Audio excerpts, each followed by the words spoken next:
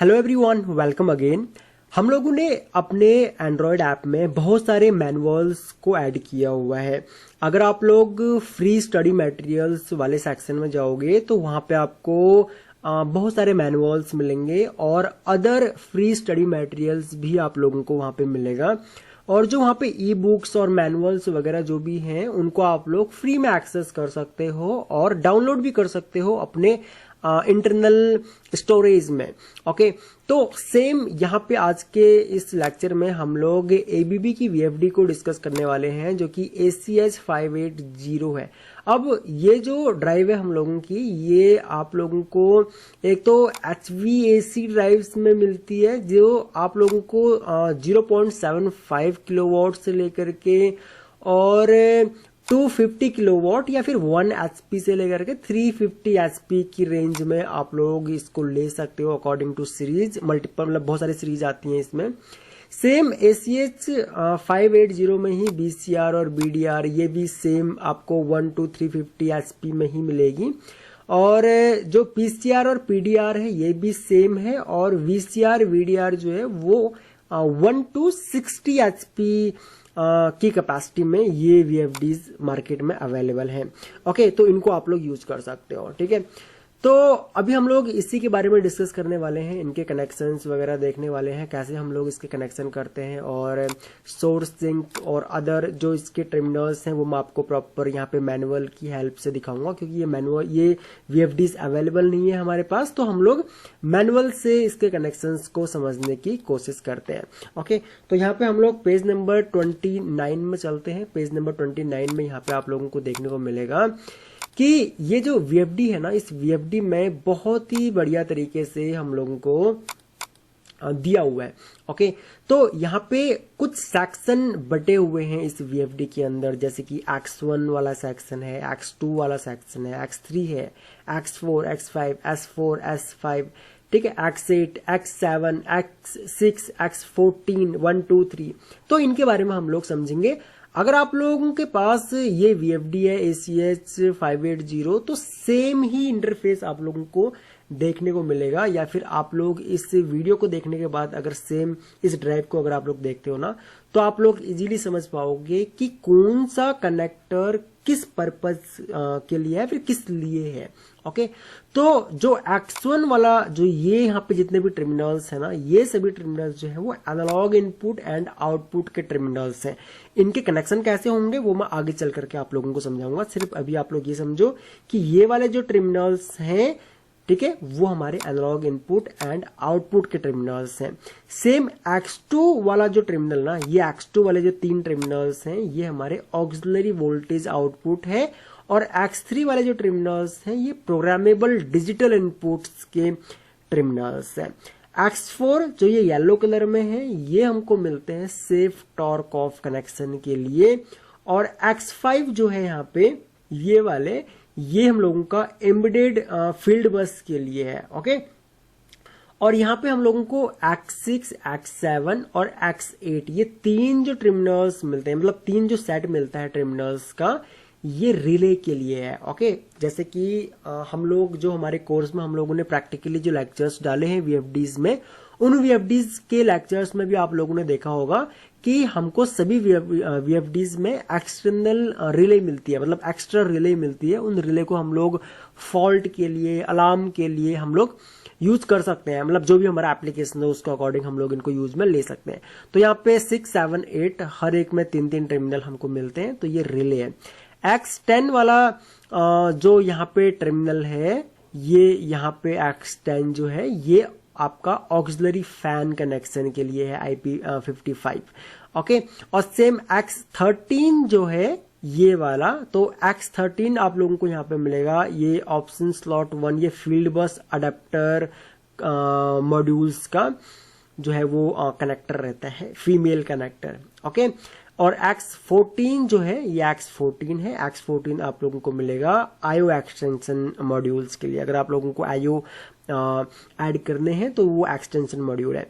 X4 और S5 जो है ये टर्मिनल स्विच है, S4 टर्मिनल स्विच है एंड ये रजिस्टर स्विच है S5, ठीक है। तो बाकी यहाँ पे हम लोग पेज नंबर 43 में जाएंगे तो इनकी सेटिंग्स भी हम लोगों को दी हुई है। बाकी 1 वाला जो यहाँ पे ये वाला जो सेक्शन आपको देखने को मिल रहा है ये पैनल पोर्ट है कंट्रोल पैनल कनेक्शन के लिए, और 2 वाला जो यहाँ पे है ये कोल्ड कॉन्फ़िगरेशन कनेक्शन है।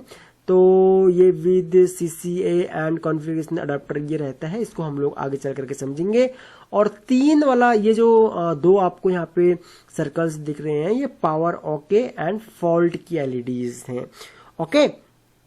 फिर हम लोग यहाँ पे चलते हैं 32 पे। तो 32 पे आप लोगों को यहाँ पे देखने को मिलेगा, अब यहाँ पे देखिए जो ऊपर हम लोगों ने टर्मिनल्स देखे थे ना, देखो ये वाला जो टर्मिनल है ये एनालॉग इनपुट एंड आउटपुट के टर्मिनल्स हैं। सेम यहाँ पे जूम इन करके दिखाया हुआ है, ये डिजिटल के इनपुट्स हैं, ठीक है। तो यहाँ पे आप लोग इस तरीके से भी यहाँ पे समझ सकते हो। उसके बाद हम लोग यहाँ पे डायरेक्ट जंप करते हैं पेज नंबर 41 पे। तो पेज नंबर 41 में अब हमको यहाँ पे देखने को मिलेगा default control connections for the HVAC। तो यहाँ पे इसके लिए हमको यहाँ पे कनेक्शन दिए हुए हैं, इनको हम लोग यहाँ पे समझते हैं। तो यहाँ पे जो X1 वाला जो सेक्शन था, यानी कि जो यहाँ पे 1 to 9 ये जो टर्मिनल्स हैं, यहाँ पे हमको कुछ, अब वहां पे तो हमने सेक्शन देखा था कि भाई X1 किस लिए है, वो एनालॉग इनपुट एंड आउटपुट्स के लिए है। तो यहाँ पे अब दिया हुआ है, अब बाकी जितने भी यहाँ पे टर्मिनल्स हैं सभी टर्मिनल्स का यहाँ पे प्रॉपर स्पेसिफिकेशंस दिया हुआ है कि कौन सा टर्मिनल किस पर्पस के लिए हम लोगों ने यूज करना है। 1 नंबर जो है वो SCR के लिए है, मतलब कि सिग्नल केवल शील्ड के लिए है। 2 नंबर है वो एनालॉग इनपुट 1 है, output frequency speed frequency 0 to 10 volt हम लोग यहाँ पे यूज कर सकते हैं, ये इनपुट है एनालॉग इनपुट 1, ठीक है। एंड एनालॉग यहाँ पे ग्राउंड है, एनालॉग इनपुट सर्किट कॉमन बोल लो या ग्राउंड बोल लो, यहाँ पे हम लोग 0 वोल्ट कनेक्ट करेंगे 3 नंबर पे, ठीक है। यहाँ पे कनेक्शन भी यहाँ पे दे रखे हैं, अगर हम लोग 10 वोल्ट DC यहाँ पे अगर ऐड करते हैं स्पीड को कंट्रोल वगैरह करने के लिए, या फिर पोटेंशियोमीटर वगैरह अगर हम लोग यूज कर रहे हैं। तो 4 नंबर वाला जो है ये प्लस 10 वोल्ट का है, reference voltage 10 volt DC। 5 number जो है वो एनालॉग इनपुट 2 है, ठीक है, actual feedback 0 to 20 milli amps. अगर हम लोग PID यूज कर रहे हैं तो उस केस में हम लोग एनालॉग इनपुट 2 इसको हम लोग यहाँ पे यूज करते हैं, आगे चल करके मैं दिखाऊंगा अभी आप लोगों को। सेम 6 नंबर कॉमन है या फिर ग्राउंड है। 7 नंबर एनालॉग आउटपुट है, यहाँ पे आउटपुट फ्रीक्वेंसी 0 to 10 वोल्ट यहाँ पे मिलेगी, और एनालॉग आउटपुट 2 ये motor current 0 to 20 milli amps, और ये अगेन ग्राउंड है यहाँ पे, ठीक है। तो VFD से हमको एनालॉग आउटपुट भी यहाँ पे मिल जाता है। X2 एंड X3 जो है ये auxiliary voltage output and programmable digital inputs के टर्मिनल्स थे। X2 10 11 12 ये 3 टर्मिनल जो है 24 वोल्ट का, ये हमको 24 वोल्ट सप्लाई यहाँ से मिलेगी। मैक्स 250 मिली एम्प्स हम लोग यूज कर सकते हैं यहाँ पे। और एक ग्राउंड का टर्मिनल है, वोल्टेज आउटपुट कॉमन बोल लो, ग्राउंड बोल लो। और DCOM जो है वो डिजिटल इनपुट का कॉमन है फॉर ऑल, ठीक है, सभी डिजिटल इनपुट्स के लिए कॉमन टर्मिनल ये वाला DCOM है। उसके अलावा 13 14 15 16 17 18 ये बाकी के जो टर्मिनल्स हैं ये डिजिटल इनपुट्स के टर्मिनल्स हैं, DI 1 2 3 4 5 एंड 6। 1 को स्टॉप या फिर स्टार्ट के लिए हम लोग यूज करते हैं 0 and 1। 2 not configured. 3 constant frequency speed selection के लिए। 4 start interlock 1 equal to allow start. और यहाँ पे DI 5 जो है वो नॉट कॉन्फ़िगर्ड और नॉट कॉन्फ़िगर्ड है, हम लोग पैरामीटर की हेल्प से जो है वो यूज कर सकते हैं। 6 7 8 ये हमको 3 रिले, जो मैंने ऊपर आपको 3 रिले दिखाई दी ना, ये 3 रिले के टर्मिनल्स हैं। 19 20 21 ये एक रिले के टर्मिनल्स हैं, common NC and NO। Same यहाँ पे 22 23 24 ये दूसरा रिले के टर्मिनल्स है, कॉमन NC एंड NO। 25 26 27 ये तीसरे का है। तो सेम यहाँ पे डैम्पर कंट्रोल रनिंग फॉल्ट, या फिर आप लोग यहाँ पे रनिंग या फॉल्ट कनेक्शन, तो जो भी आप लोग यहाँ पे लेना चाहो। बाकी पैरामीटर में भी हम लोग सेट कर सकते हैं कि रिले 1 रिले 2 रिले 3 किस रिले को हम लोग कब ऑन करवाना चाहते हैं, ठीक है। एम्बेडेड फील्ड बस में यहाँ पे आप लोगों को कुछ टर्मिनल्स मिलते हैं 29 प्लस B 30 A माइनस 31 यहाँ पे ग्राउंड के लिए होगा। एंड S4 जो है वो टर्मिनेशन स्विच है, S5 जो है वो यहाँ पे रजिस्टर स्विच है, और X4 जो है वो सेफ टॉर्क आउटपुट है, output 1 output 2 ground input 1 and 2 safe torque of. Okay, तो ये हो गया हम लोगों का 41। 42 में अगर हम लोग जाए तो 42 में अगेन यहाँ पे देखो पीआईडी के लिए दिया हुआ है फॉर सिंगल मोटर। तो पीआईडी के लिए जैसे कि मैं आपको बता रहा था कि हम लोग एनालॉग इनपुट 2 को यूज करते हैं। हम लोगों ने नॉर्मल AI1 को हम लोगों ने यूज किया था। अगर हम लोग कोई पोर्ट वगैरह यूज कर रहे हैं, पोटेंशियोमीटर वगैरह यूज कर रहे हैं, तो 10 वोल्ट चाहिए होगा और AI1 पे हम लोग जो है उसको कनेक्ट कर सकते हैं। अगर पीआईडी वगैरह यूज कर रहे हैं 4 to 20 milli amps temperature feedback signals के लिए, तो यहाँ पे हम लोग उसको यूज कर सकते हैं। ठीक है, बाकी कनेक्शन यहाँ पे दिए हुए देखिए, हम लोग +24 वोल्ट से यहाँ से सप्लाई लेंगे, उसको DI1 पे कनेक्ट करेंगे और उसके बाद DI4 पे कनेक्ट करेंगे फॉर सेफ्टी। एंड यहाँ पे भी आप लोग देख सकते हो, ठीक है, यहाँ पे सेम यहाँ पे जो है वो कनेक्ट है।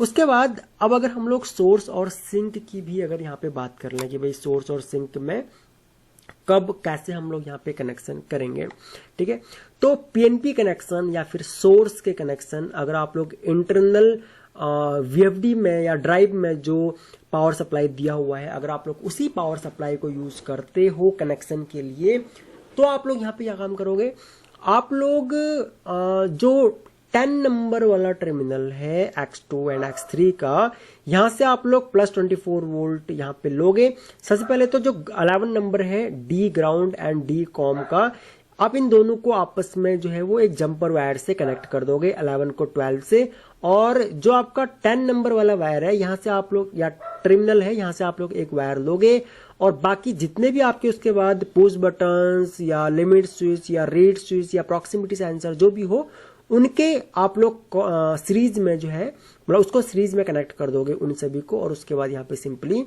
आप लोग 13, 14, 15, 16, 17 एंड 18 जो डिजिटल इनपुट्स हैं आपके, उनमें आप लोग कनेक्शन दे दोगे। मतलब कि 10 नंबर से आपने एक वायर लिया, और जो मान लो NO पुश बटन है तो उसके एक टर्मिनल पे आपने वायर कनेक्ट किया, और दूसरे टर्मिनल से आउटपुट लेकर के आपने DI1 पे DI2 DI3 DI4 DI5 DI6 इस तरीके से यहाँ पे कनेक्ट कर दिया। ये तब है जब हम लोग ड्राइव का पावर सप्लाई यूज कर रहे हैं। अगर आप लोग एक्सटर्नल पावर सप्लाई यूज करना चाहते हो तो उस केस में क्या होगा, आपका जो एक्सटर्नल पावर सप्लाई है उसका 0 वोल्ट आपको D कॉम पे कनेक्ट करना होगा, ठीक है, और जो प्लस वाला सप्लाई है +24 वोल्ट DC वाला जो टर्मिनल होगा, वहां से एक वायर लेकर के सेम कनेक्शन उसके बाद करने होंगे। उस कंडीशन में आपका +24 वोल्ट या 10 और 11 ये दो टर्मिनल आपके रह जाएंगे, ठीक है, ये यूज में नहीं आएंगे। ये सोर्स के कंडीशन में हम लोग बात कर रहे हैं। अगर हम लोग सिंक टाइप कनेक्शन करना चाहते हैं, या फिर हम अपने ड्राइव में NPN सेंसर्स को यूज कर रहे हैं, NPN कनेक्शन या NPN सेंसर्स को, तो उस केस में हम लोग क्या काम करेंगे, अगर हम लोग ड्राइव का पावर सप्लाई यूज कर रहे हैं तो जो 10 वोल्ट या जो 10 नंबर वाला टर्मिनल या 24 वोल्ट वाला जो टर्मिनल है, 10 नंबर वाला टर्मिनल को हम लोग D कॉम के साथ में कनेक्ट कर देंगे एक जंपर वायर की हेल्प से, और 11 नंबर या फिर ग्राउंड वाला वायर जो है आपका, यहाँ से हम लोग मतलब टर्मिनल जो है आपका, यहाँ से हम लोग एक वायर लेंगे, और सेम उसके बाद पुश बटन या प्रॉक्सिमिटी सेंसर NPN टाइप जो भी हो हमारा, उनके साथ में हम लोग कनेक्शन करके फीडबैक जो होगा इनका, वो हम लोग अपने डिजिटल इनपुट वाले टर्मिनल्स को दे देंगे। अगर हम लोग ड्राइव का पावर सप्लाई यूज नहीं करना चाहते, उस केस में भी हम लोग क्या काम करेंगे, एक्सटर्नल पावर सप्लाई का +24 वोल्ट वाला जो टर्मिनल होगा, वहां से एक वायर लेकर के उसको हम लोग D कॉम पे कनेक्ट करेंगे, और 0 वोल्ट वाले से हम लोग कंट्रोलिंग करेंगे, और 13, 14, 16, 15, 16, 17, 18 यहाँ पे हम लोग फीडबैक कनेक्ट कर देंगे। तो इस तरीके से PNP और NPN के कनेक्शन होते हैं जब आप लोग इंटरनल पावर सप्लाई यूज कर रहे हो तब, और एक्सटर्नल पावर सप्लाई यूज कर रहे हो तब।